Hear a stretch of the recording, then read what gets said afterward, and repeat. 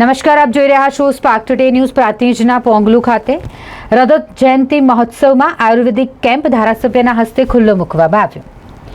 સાબરકાંઠા જિલ્લા પ્રાંતિજ તાલુકાના પ્રસિદ્ધ વારાહી ધામ ખાતે રજત જયંતિ મહોત્સવ યોજાઈ રહ્યો છે, ત્યારે અહીં આયુર્વેદિક કેમ્પનું આયોજન કરવામાં આવ્યું. આજથી આ કેમ્પને ખુલ્લો મૂકવામાં આવ્યો છે. સવારે 9 વાગ્યાથી તેની શરૂઆત થઈ છે. આમ તો વર્ષોથી લોકો આયુર્વેદિક દવાઓનો ઉપયોગ કરી રહ્યા છે. દેવો અને ઋષિઓ દ્વારા પણ આયુર્વેદિક દવાઓનો ઉપયોગ કરવામાં આવતો, ત્યારે લોકો પણ આયુર્વેદિક દવાઓનો ઉપયોગ કરે તે માટે ધારાસભ્યએ કેમ્પ ખુલ્લો મૂકી આયુર્વેદિક દવાઓ લેવાની પણ લોકોને અપીલ કરી હતી.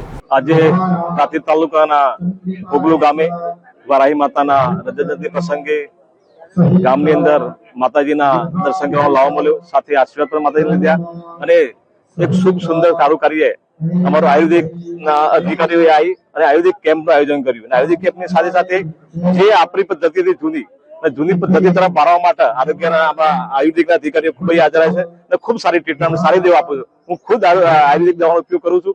પેટની નાની મોટી કોઈ પણ તકલીફ હોય, મારે એસિડિટી તકલીફ હોય તો હું એમનાથી ઉપયોગ કરું છું. એટલે સારી સેવા આપું છું.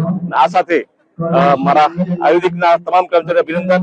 આ ગામની અંદર માતાજીના પાદર્શો પ્રસંગે માતાજીને આ ગામ પર ખૂબ ખૂબ આવે છે અને આ તાલુકાનો ખૂબ વિકાસ થાય, ગુજરાતનો વિકાસ થાય અને આવનારા સમયમાં ખૂબ પ્રગતિ થાય એવી પ્રાર્થના માતાજીને અને સૌના મારા રામ રામ અને વંદન.